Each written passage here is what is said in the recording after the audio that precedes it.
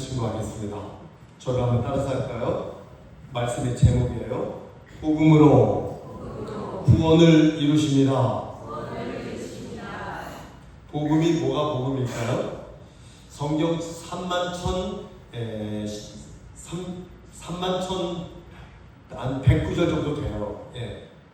1189장이고요. 신약 성경 260장, 구약 성경 929장, 1189장이거든요. 절수로는 3만 1009절 정도 되는데 그 중에 다 중요한 말씀이지만 제일 중요한 말씀이 뭘까요? 요한복음 3장 16절. 그게 제일 중요한 말씀이에요. 그게 제일 중요한 복음이에요. 그것이 우리가 정말 끝까지 붙잡아야 할 말씀이 있다면 요한복음 3장 16절 하나님이 세상을 이처럼 사랑하사 독생자를 주셨으니 이는 그를 믿는 자마다 멸망치 않고 영생을 얻게 하여 영생을 주게 하시다. 이 말씀 너무너무 중요한 말씀이죠. 자, 리처드 마우라는 그러한 분이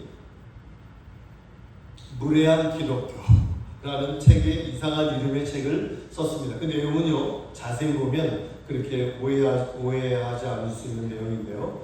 오늘과 같은 종교가 종교가 많죠. 이단, 사이비 종교 빼고요. 그런 거는 우리가 생각지도 말아야 할 것들이고요. 여러 종교들이 있죠.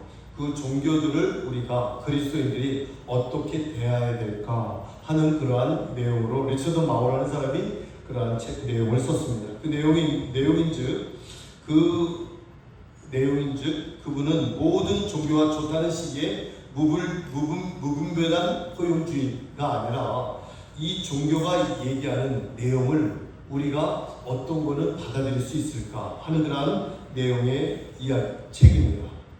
저는 우리 기독교 복음이 이 땅에 들어오기 전에 불교와 유교가 우리 조상에게 준 그런 여러 가지 내용 중에 도움을 준 그런 내용들도 있죠. 유익한 그러한 문화와 윤리를 준 것도 있습니다. 좋은 부분을 영향을 끼친 것도 사실입니다. 그러나 무엇보다도 이런 종교를 통해서 우리가 인생의 문제를 진지하게 생각하는 그러한 분야에 있어서는 비슷한 것도 있다. 그러나 결정적으로 다른 것은 제가 아까 말씀드렸죠. 요한복음 3장 16절로 완전히 극명하게 나눠집니다.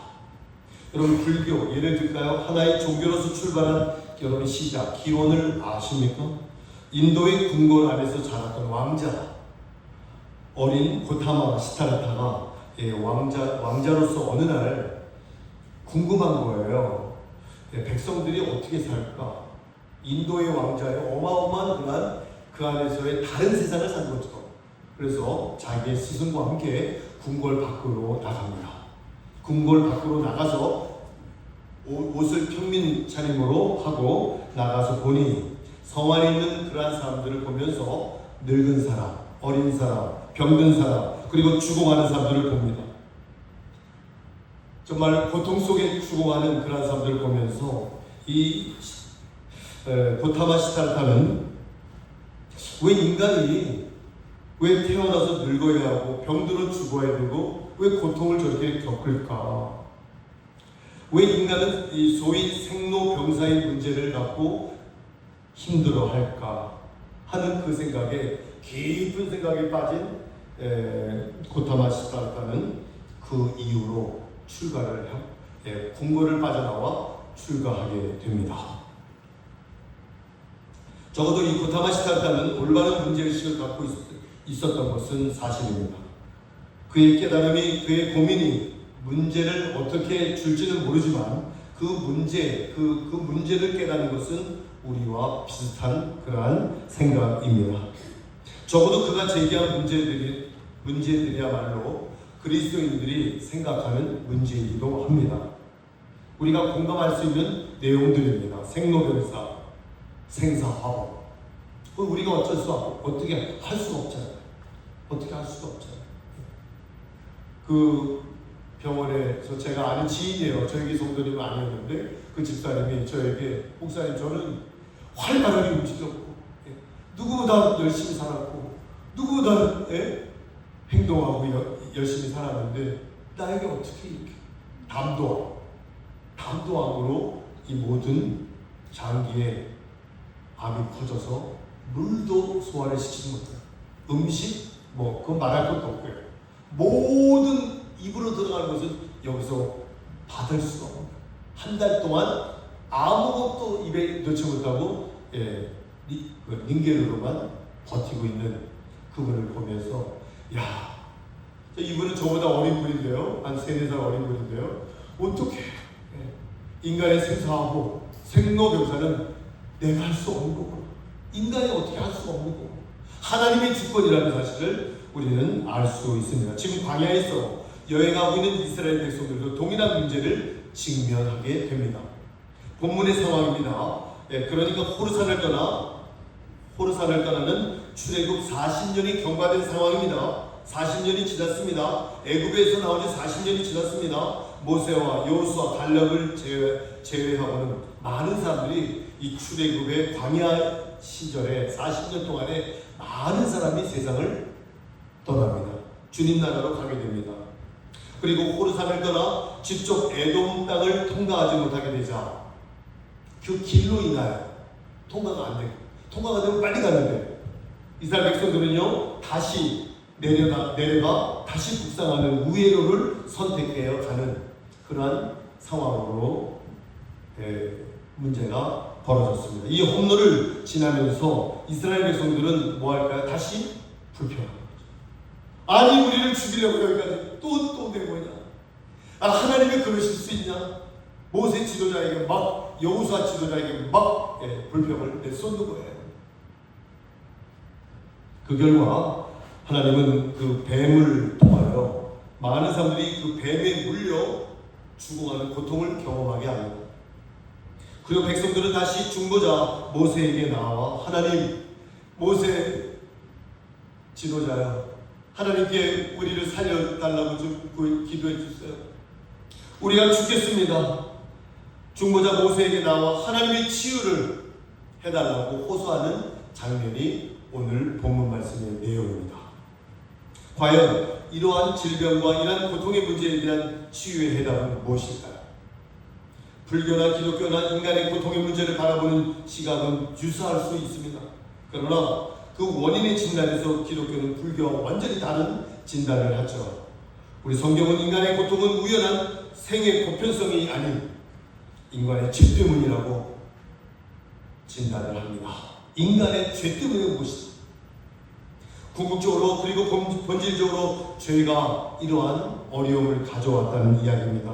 물론 그렇다고 해서 우리가 겪고 있는 모든 고통이 개인의 죄와 관련된 것만은 아닙니다. 하나님이 시험하시려고 하는 욥 같은 경우 있잖아요. 욥 같은 경우는 예외입니다. 하나님이 시험하려고 하는 그러한 고통을 제외하고는 인간은 죄로 인해서 고통이 온다는 이야기입니다. 인생의 고통의 뿌리에는 나 아닌 다른 사람들 때문에 고통이 올 수도 있어요. 여러분 예를 들어서 예를 들어 봅니다. 밑에 집에서 막 술에 많지 않은 사람이 방화를 해서 위에 사람이 불이 나갔고 그 사망 사건이 일어난다면 그 고통은 다른 사람이 저지른 죄악이잖아요. 그렇죠. 또한 사회의 집단적 죄악, 혹시 조상에 관한 죄 문제, 여러 가지가 있을 수 있잖아요.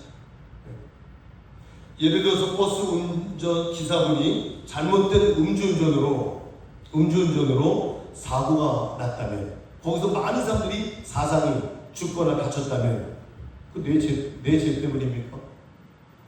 운전기사분의 죄를 묻지 않을 수 없죠. 많은 환경의 재앙의 경우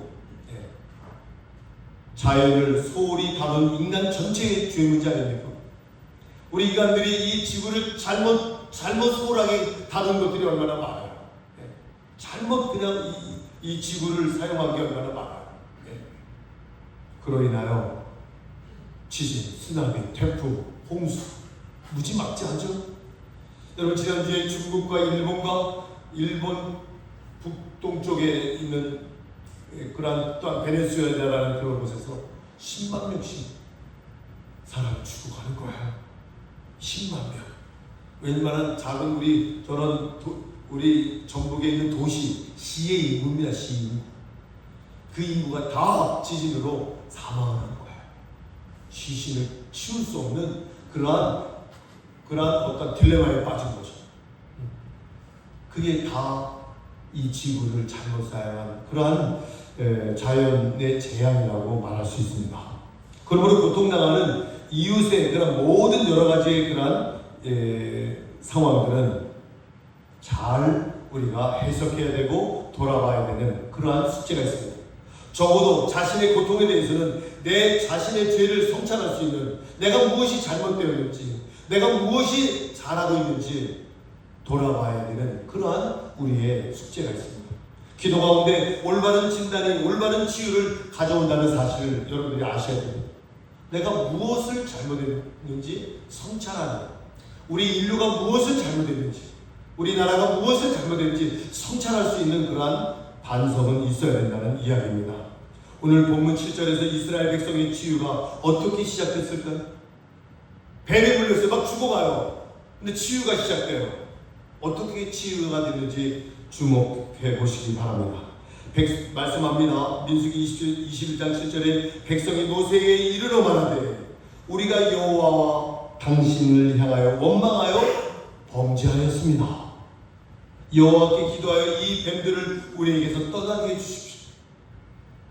오늘 백성이 뭐라고 얘기합니까? 우리가 하나님과 모세 당신을 향하여 원망함으로 불평함으로 범죄하였습니다. 잘못했습니다. 자신들의 잘못을 고백하죠. 자신들의 잘못을 고백할 때 뭐가 일어납니까? 치유가 시작됩니다. 치유가 일어납니다. 기독교 교리에서 이것을 회개라고 합니다. 회개는요, 막 땅 치고 막 눈물 쏟고 막 두 손 들고 회개죠. 물론 이 회개는요, 글자 그대로 한자로 얘기한다면 돌이키는 거예요. 방향을 전환하는 거예요. 여러분, 하나님 중심으로 살지 못했다면 하나님 중심으로 그 방향을 바꾸는 거, 그게 회개입니다. 그게 회개예요. 회개하시기 바랍니다. 회개하시기 바랍니다. 누구도 죄에 대한 자각과 죄로부터 돌이킴 없이는 구원받을 수 없습니다. 그래서 성경은 우리에게 회개하고 복음을 믿으라고 베드로가 사도행전 3장에 이렇게 말하죠. 그러므로 너희가 회개하고 돌이켜 너희 죄 없이 함을 받아라. 이같이 하면 새롭게 되는 날이 주 앞에서부터 이를 것이다. 성경은 이 회개가요, 우리 성경에서 말하는 신앙의 입문이에요. 입문. 출발이에요. 출발. 그리고 이것이야말로 병든 인간의 실존의 치유의 시작입니다.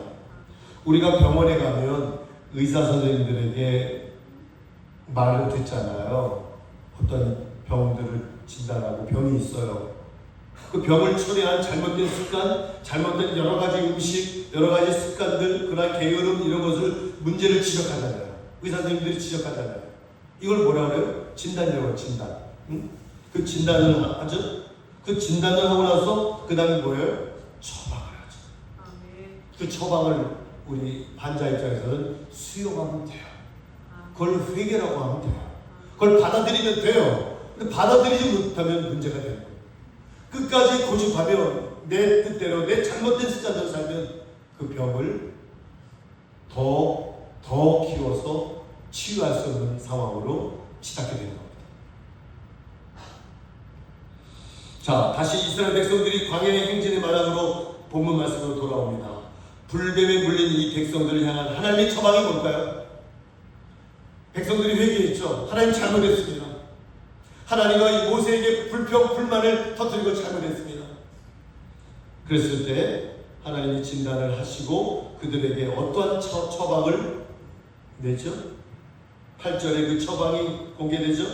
여호와께서 모세에게 이르되 불뱀을 만들어 장대 위에다 놋뱀, 가짜 뱀이죠? 놋뱀을 달아 장대 위에 딱 달아 올려라. 그것을 보면 살 것이다. 간단하죠? 좀 처방이 이상한가요? 뱀에 물린 자에게 놋뱀을 보라고 하시니 말입니다. 처방이 이상해요. 그런데 바로 이때 기독교의 가장 중요한 메시지가 선포되어지는 순간입니다. 먼 훗날 신약시대 때 예수님이 자신을 방문한 니고데모에게 뭐라고 얘기해요? 요한복음 3장 14절에 모세가 광야에서, 예수님이 하시는 말씀이에요. 모세가 광야에서 노뱀을 든 것 같이 인자도 달려야 할 것이다. 들려야 할 것이다. 십자가에 죽어야 할 것이다. 여기서 복음이 나오는 거예요. 이 십자가에 달리신 주님, 이 나를 위하여 죽으신 주님, 그 주님을 믿는 자마다 영생을 얻는다는 것. 이게 복음입니다. 이게 처방입니다.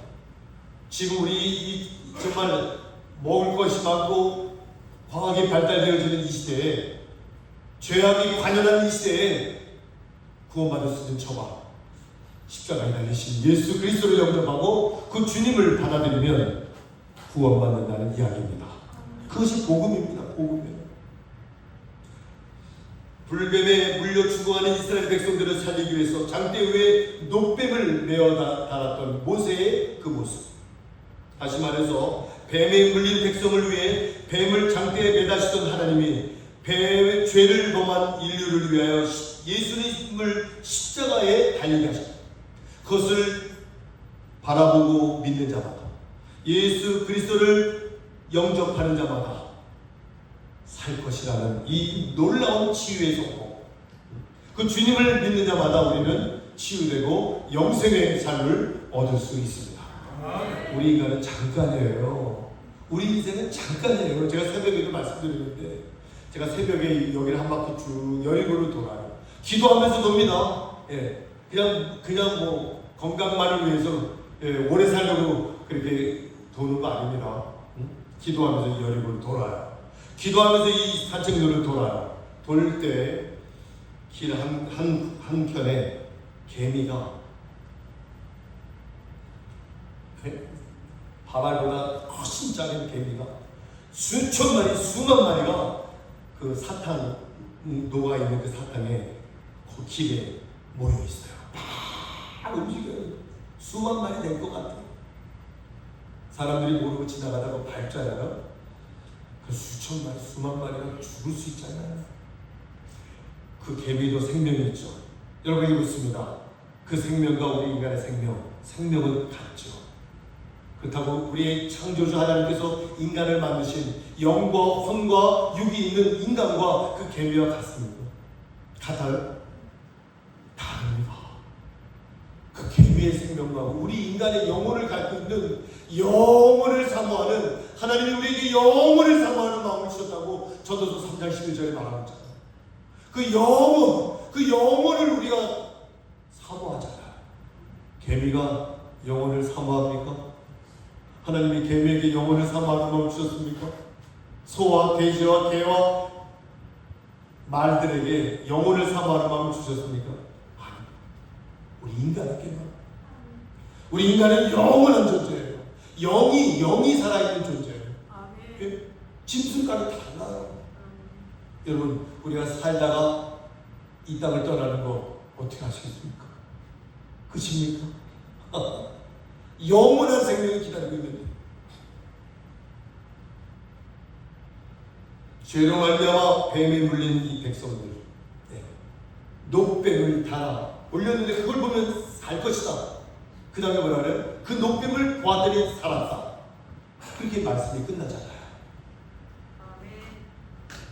믿음으로 장대 위의 노뱀을 보고 치유받은 백성들, 새 삶을 얻은 백성들, 그들은 어떤 반응을 보였다고 생각하세요?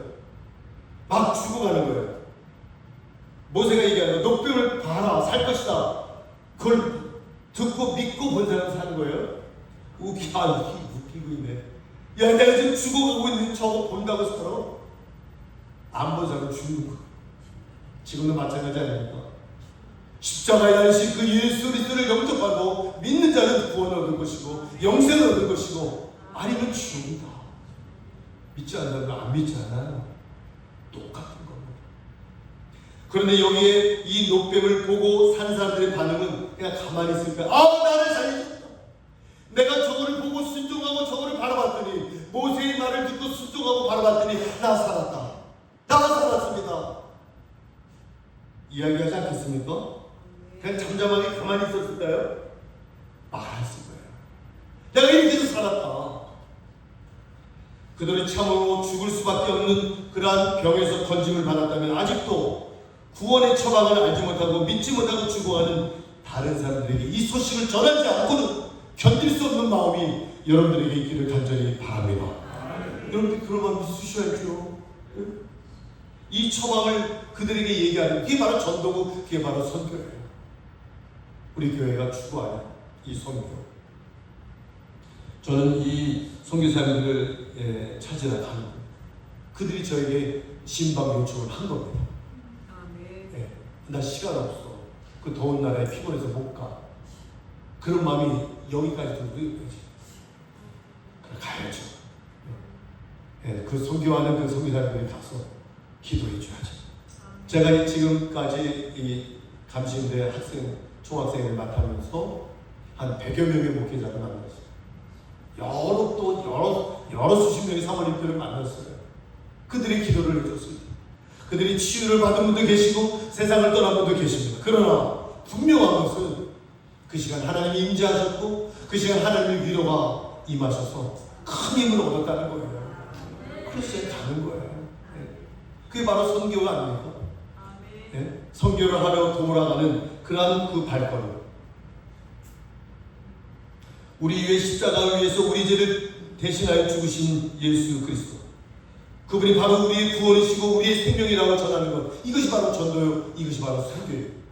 여러분 단기 선교가 뭔지 아시죠? 일주일 가는 거예요. 중단기 선교 1년 가는 거예요. 그냥 선교사 그냥 거기서 계시는 거예요. 우리가 중단기 아예 그냥 선교사로 몇십 년 거기 있지 못하더라도 중기도 장기로 있을지 있지는 못해도 한 주간 그곳에 가서 집단 그냥 지원 사격을 하는 거예요. 갖고 가는 수고, 갖고 가는 치약, 갖고 가는 그런 우리 아이들 요만한 수박 젤리 한 10박스를 갖다 놨어요. 아이가 안 먹어요. 우리 아이들 쳤다도 안 먹습니다. 줘도 안 가져갑니다. 그 제가 그걸 다 가져가요. 다 쌌습니다. 오늘 아침에.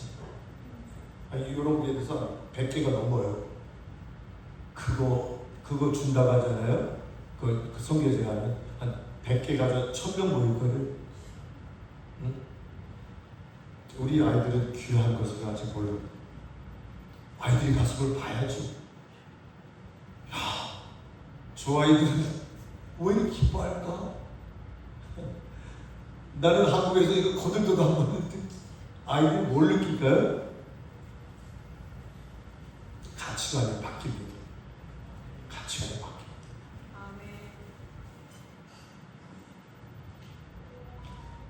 나 혼자의 힘으로 이 모든 것을 할 수 있는 일에는 너무나 힘든 게 많고 이 복음의 소식을 전하는 것 불가능할 때가 많습니다. 그러나 우리가 모일 때마다 이 소식을, 이 전도를, 이 선교를 효율적으로 함께 전하고 나눌 수 있는 공동체가 바로 교회 아닙니까?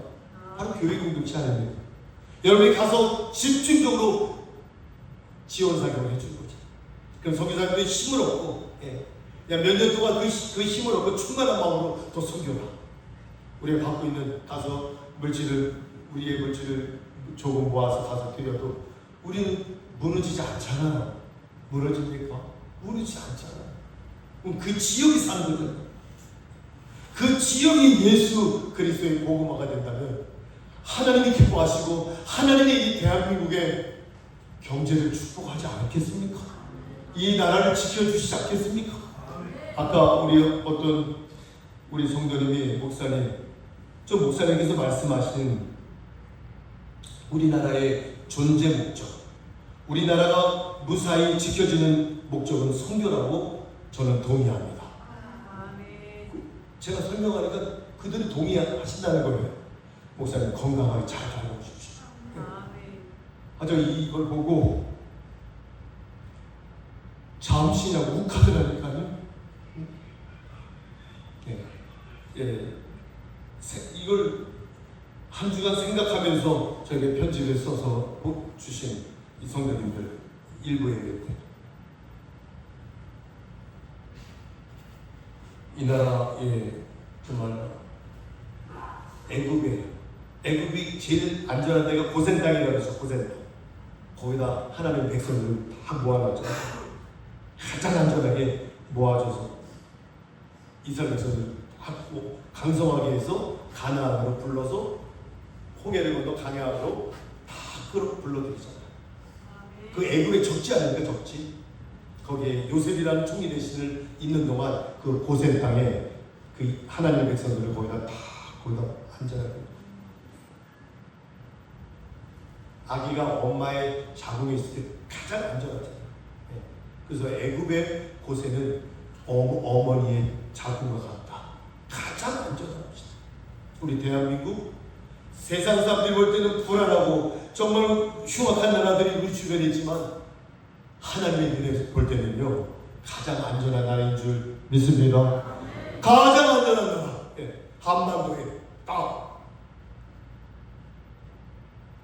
스촨성이 무너지고 8만 명이 죽어가고 일본의 그런 쓰나미로 인하여 한 도시가 무너지고 북한의 그런 굶주림이 몰아치고 우리 나라는 어때요? 하나님이 눈동자가지고 보호하시잖아요.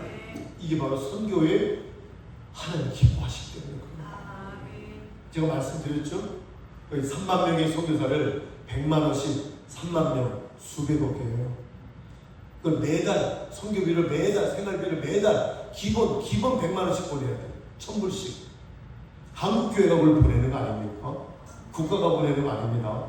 한국 교회가 보내는 겁니다. 교회들이 보내는 거예요. 하나님은 어떻게 이 나라를 지키지 않을 수 있겠어요? 마지막 이 아시아의 이 복음을 이 아시아의 수십억의 인도, 중국, 몽골 이 제일 문명이 많고 제일 가난하고 제일 우상이 많은 이 아시아의 벨트에 대한민국을 선교로 맡겼는데 대한민국 무너지면 하나님의 소원이 다 무너지는 겁니다. 사도행전 1장 8절이 무너지는 겁니다. 그러므로 저는 무너질 수 없다. 하나님이 지키실 수밖에 없다. 하나님이 여러분에게 축복하실 수밖에 없다. 그걸 믿으셔야 됩니다. 그걸 믿으셔야 돼요. 저의 이야기가 되지만 선교학자들이 모두 다 하는 얘기입니다. 초대교회, 교회가 바로 존재의 이유는 바로 이러한 여러 가지 이 복음을 효율적으로 전하기 위한 공동체입니다. 초대교회의 존재 양식을 알리는 사도행전의 말씀을 보십시오. 뭐라고 얘기합니까? 사도행전 5장 42절에 하나님을 찬미하며 또 온 백성에게 칭송을 받으니 주께서 구원받는 사람을 날마다 더하게 하셨다. 날마다 더하게 하셨다. 초대교회의 역사입니다. 저는 말씀을 마치겠습니다. 저는 우리 교회가 두 가지, 누구에 있어도 결코 변할 수 없는 두 가지가 있어야 된다고 생각합니다. 다른 건 바뀔 수도 있어요. 예배 스타일, 리더십의 체질, 교회 행정 좀 바뀔 수도 있어요. 그럼 바뀔 수 없는 건 두 가지가 뭘까요? 하나는 우리가 전하는 이 복음입니다. 인간을 궁극적으로 변화시키고 치유하는 희망은 오직 십자가의 복음, 예수 그리스도로 말미암아 구원받을 수 있다는 이 사실, 우리를 위하여 죽으시고 다시 사신 예수뿐이라는 것, 이 복음을 전하는 것, 이 강단의 메시지는 변하지 않을 겁니다. 두 번째는요, 저희 교회의 모든 역량이 힘이 세워진다면 정말 우리 교회 안에서의 전도 훈련이 이루어지고 또한 타민족의 선교를 하는 이 선교를 해야 한다는 사실입니다. 믿지 않는 이 모든 이 사실을, 이 구원의 방법을 이 교회에서 변함없이 해야 된다고 저는 생각을 합니다. 그리고 구원받은 성도들의 인생을 복음의 말씀으로 치유되도록 정성을 다하여 섬기는 일을 우리가 해야 됩니다. 이것이 바로 저희 교회의 지속적인 존재의 이유입니다. 우리 비전교회가 이러한 일에 정확하게 이 사역의 목표를 준다면 하나님이 기뻐하시고 이 대한민국을 기뻐하실 줄 믿습니다. 그래서 여러분들이 정말 이 선교지에 제가 가면 선교사님 4분이 일단 초청을 받았는데요. 그 공항에서 내리면 7시간을 버스 타고 가야 되는, 본 100km 이상 낼 수 있는 도로가 없다고 하네요. 그러니까 거리는 서울 부산 거리 정도 되는데 7시간을 더 가야 되는 그러한 거리를 한 4군데를 가야 되는 그러한 여정입니다. 그리고 우리가 또 내년에 가야 할 선교지를 또 방문하고 돌아오도록 하겠습니다.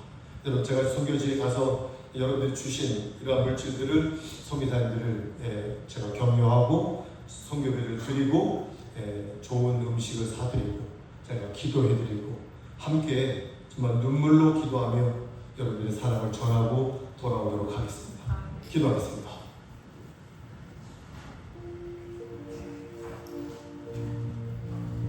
오후 예배는 2시에 드리도록 하겠습니다. 선교사님들에게 사랑을 전하실 분들은 전해주시기를 바랍니다. 여러분의 사랑을 그대로 잘 전하도록 하겠습니다. 하나님, 우리는 이 땅에 하나님이 주신 모든 것을 다 갖고 삽니다. 너무 부족해서 부족한 걸 모릅니다. 아이들이 버려지는 학용품, 아이들이 버려지는 과자 다 모아서 싸가지고 갑니다. 이러한 이 환경을 주신 하나님 앞에 감사하고 예수 그리스도의 십자가의 보혈의 능력, 십자가의 주님을 믿으며 구원받는다는 이 사실을 전하는 것이 전도요 선교입니다. 이 전도와 선교가 있을 때 우리나라는 하나님이 지키실 수밖에 없습니다. 눈동자같이 이 나라를 지킬 수밖에 없습니다. 이 사실을 믿고 우리 모두 다 함께 주여 한번 부르고 기도하겠습니다. 주여, 하나님 은혜 감사합니다. 주께서 역사하시고